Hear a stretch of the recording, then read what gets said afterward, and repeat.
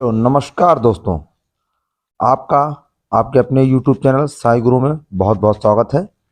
मैं आशा करता हूं कि आप सभी बहुत अच्छे होंगे। दोस्तों, विद्यालय प्रबंध समिति का गठन जो कि सत्र 20-21 में पहले हुआ था, अब जो है उसका दोबारा से गठन होना है। क्योंकि विद्यालय प्रबंध समिति का जो गठन होता है वो 2 साल के लिए होता है। इसका जो कार्य रहता है 2 साल के लिए रहता है, क्योंकि 2020-21 में गठन हुआ था। अब यहाँ पर दिसंबर 2023 में, ओ सॉरी, दिसंबर 2022 में इसका फिर से गठन होना है, जो कि 2 साल के लिए रहेगा।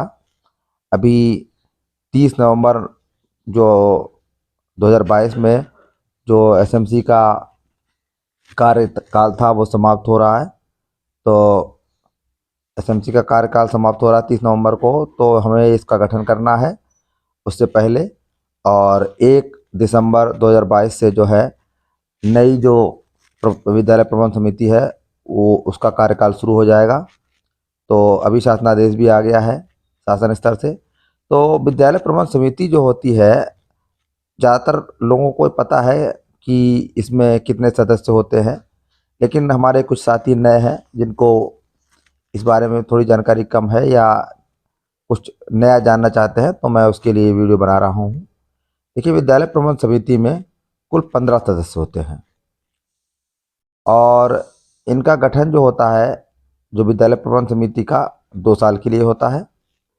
और 15 सदस्य जो होते हैं उनमें से जो 11 सदस्य हैं वो विद्यालय के जो अभिभावक हैं बच्चों के, उनमें से 11 सदस्य होंगे।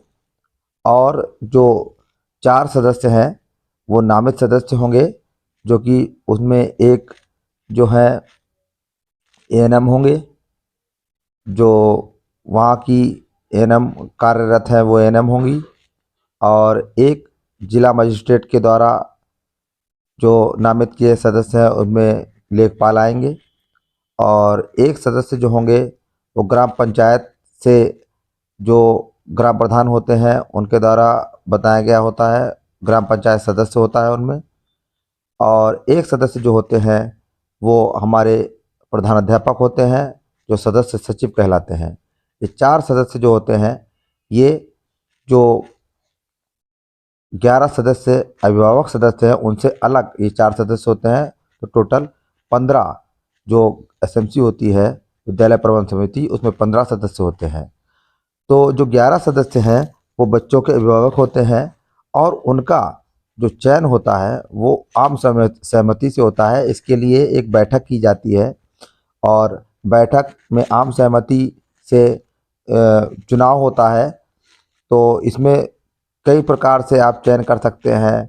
हाथ खड़ा करके भी ये बताया जा सकता है कि हम इसको इनको सदस्य बनाना चाहते हैं, या इनको अध्यक्ष बनाना चाहते हैं, या इनको हम एक उपाध्यक्ष होता है इसमें उपाध्यक्ष बनाना चाहते हैं। तो ये इसकी प्रक्रिया होती है।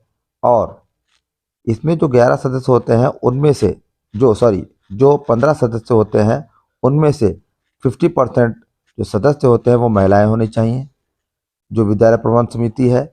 और इसमें जो अध्यक्ष होंगे विद्यालय प्रबंध समिति के या उपाध्यक्ष होंगे, उनमें से एक महिला होनी चाहिए, या तो अध्यक्ष महिला हो या उपाध्यक्ष महिला हो।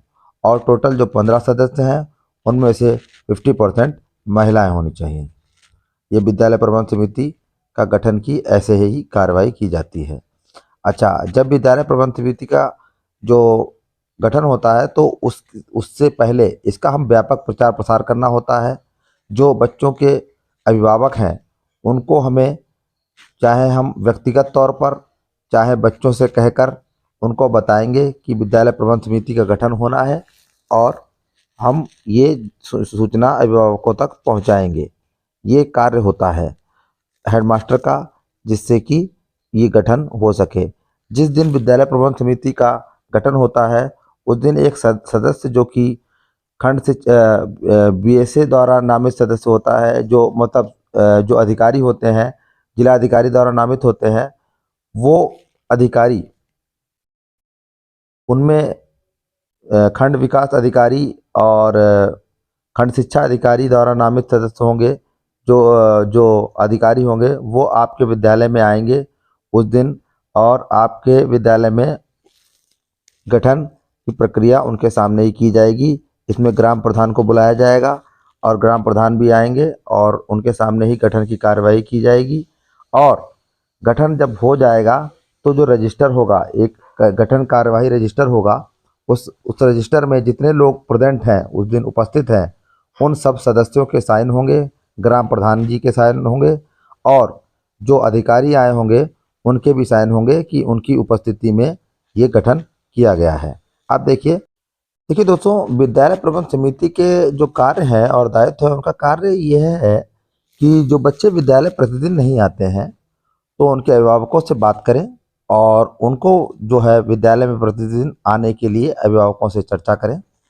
और इस समय निपुण भारत चल रहा है, तो बच्चे जब तक विद्यालय में प्रतिदिन नहीं आएंगे तो ये निपुण भारत हमारा सुचारू रूप से नहीं चल सकता, और इसके लिए अभिभावकों का सहयोग अति आवश्यक है। इसके लिए भी अध्यक्ष या एसएमसी के जो सदस्यगण हैं वो बात करते हैं अभिभावकों से, और ये भी सुनिश्चित करेंगे कि हमारे अध्यापक गण के प्रतिदिन विद्यालय आ रहे हैं।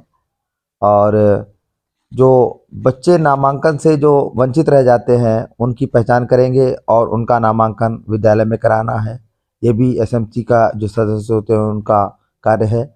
और जो कुछ ऐसे बच्चे हैं जो विकलांगता से की श्रेणी में आते हैं, तो उनको भी अगर वो उनका नामांकन नहीं हुआ है तो उनका नामांकन भी विद्यालय में कराएं। और जो 6 वर्ष के बच्चे हैं जिनका अभी तक विद्यालय में नामांकन ना हुआ हो, उनको भी लाएं और विद्यालय में जो है उनका नामांकन कराएं। ये सब कार्य होते हैं विद्यालय प्रबंध समिति के। और अगर कोई निर्माण कार्य विद्यालय में होना है तो उसका भी दायित्व विद्यालय प्रबंध समिति का होता है कि उसमें कैसे क्या कार्य होना है और कहाँ पर कैसा रुपया खर्च होना है। ये सब विद्यालय प्रबंध समिति के सदस्यों का कार्य होता है। अच्छा, विद्यालय जो प्रबंध समिति है ये एक विकास योजना, विद्यालय विकास योजना बनती है, इसमें भी इनका दायित्व होता है। और विद्यालय विकास योजना इसलिए बनाई जाती है कि जैसे अगर ये विद्यालय विकास योजना जो है 3 वर्ष के लिए बनाई जाती है, और इसमें जो 3 वर्ष के लिए बनाई जाती है तो 3 वर्षों में प्रत्येक जो वर्ष होता है उसका जो है उसके लिए खंड इसके जो विभाजित किए गए हैं विकास योजना के, यह जो है प्रत्येक साल के लिए जो है उपयोजना बनाई जाती है। और इसमें जो है निर्धारित लक्ष्यों का जो है प्राप्ति हेतु इसको बनाया जाता है। और अगर कक्षा 1 से 5 जो प्राथमिक विद्यालय हैं या उच्च प्राथमिक विद्यालय हैं या कस्तूरबा गांधी विद्यालय हैं या कंपोजिट विद्यालय हैं, उसमें जो अध्यापकों की आवश्यकता के का आकलन किया जाता है कि उनकी आवश्यकता कहाँ पर है, तो उसके हिसाब से विद्यालय विकास योजना बनाई जाती है। निःशुल्क पाठ्य पुस्तकें हैं या फिर ऐसे कुछ बच्चे हैं जिनको अतिरिक्त प्रशिक्षण देना है तो उनके लिए कितना खर्च आएगा, वो भी विकास योजना में सम्मिलित किया जाता है। ये सब विकास योजना का ही कार्य है। तो एक विद्यालय विकास योजना भी जो है एसएमसी के जो सदस्य होते हैं उनके द्वारा बनाई जाती है।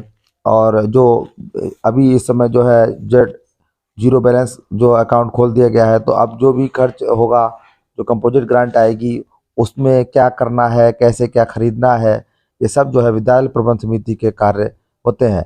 अच्छा, विद्यालय प्रबंध समिति जो होती है इसमें जो जब कोई चीज़ खरीदी जाती है, जैसे मान लीजिए अगर कोई चीज़ हमें विद्यालय में कोई चीज़ नया वस्तु खरीदनी है तो एक क्रय समिति गठित की जाती है। उस क्रय समिति का गठन जो होता है वो प्रत्येक स्तर पर अलग होता है। अगर हमें जो बच्चों के लिए ड्रेस खरीदनी है तो उसका अलग तरीके से होगा, या कोई निर्माण कार्य होना है तो उसका जो है गठन अलग तरीके से होता है क्रय समिति का।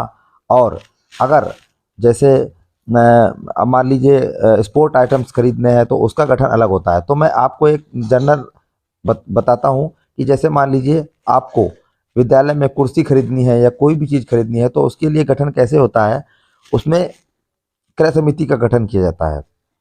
इसमें जो होता है एक जो है सदस्य सचिव जो प्रधानाध्यापक होते हैं वो होते हैं सम्मिलित, 4 सदस्य होते हैं इसमें। एक प्रधानाध्यापक होते हैं, सदस्य सचिव, एक विद्यालय के जो अध्यक्ष होता है, जो एसएमसी अध्यक्ष होता है वो इसमें सम्मिलित होते हैं, और 2 अभिभावक सदस्य जो होते हैं वो इसमें सम्मिलित होते हैं, जो कि क्रय समिति का में सम्मिलित होते हैं।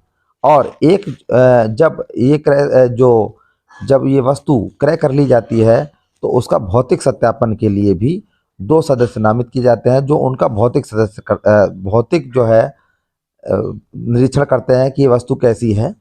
उसके लिए भी 2 सदस्य होते हैं, जो कि विद्यालय प्रबंध समिति के उप सदस्य कहलाते हैं, वो गठित करे जाते हैं, जो कि क्रय समिति कहलाती है जब कोई भी चीज़ विद्यालय में आती है।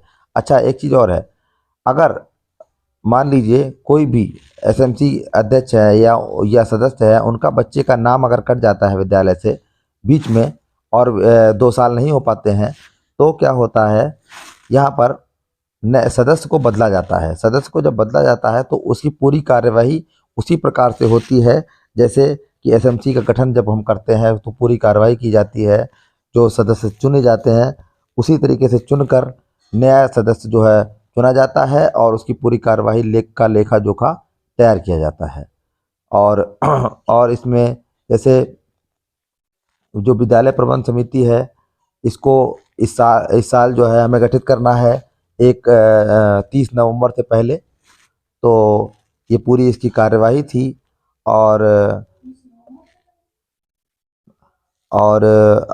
अगर आपको कोई इसमें प्रॉब्लम होगी तो आप कमेंट में मुझे लिख दें, तो मैं आपको बताऊंगा। और अगर आपको मेरा ये वीडियो अच्छा लगा हो तो कृपया वीडियो को लाइक करें और शेयर करें और कमेंट करें और चैनल को सब्सक्राइब करें। अच्छा, मैं इसमें एक चीज़ और ऐड करना चाहता हूँ। मैं आपको एक पंजिका दिखाता हूँ। इस पंजिका के द्वारा आप आराम से जो गठन करेंगे उसको दर्ज कर सकते हैं। मैं आपको दिखाता हूँ। देखिए, ये एक पंजिका है जो कि आप इसको जो है जो डिस्क्रिप्शन बॉक्स में इसका पीडीएफ डाल दूंगा, इसको आप निकाल कर प्रिंट करा सकते हैं। इसको आप भर सकते हैं, इसमें पूरी डिटेल है कि एजेंडा क्या होगा, आप इसको पूरा भर लेंगे। और ये देखिए दूसरा पेज है इसका, खुली बैठक में कौन सदस्य रहेगा, कौन इसमें कितने सदस्य होंगे, ये सब पूरा फिल होगा। और उनके नीचे साइन जो है सदस्यों के करने के लिए पूरी जगह दे रखी है, जो भी उस समय उस दिन उपस्थित होंगे।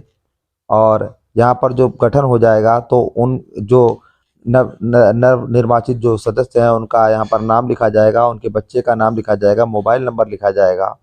और आप ये देखिए यहाँ पर इसमें उनका फ़ोटो लगाकर उनका नाम, उनके बच्चे का नाम, यहाँ पर पूरा मोबाइल नंबर पूरा दे रखा है। तो इसको मैं पीडीएफ बना के और डिस्क्रिप्शन बॉक्स में डाल दूंगा, आप इसको डाउनलोड कर लें। और अगर कोई प्रॉब्लम हो तो आप मुझे कमेंट में लिखें। धन्यवाद।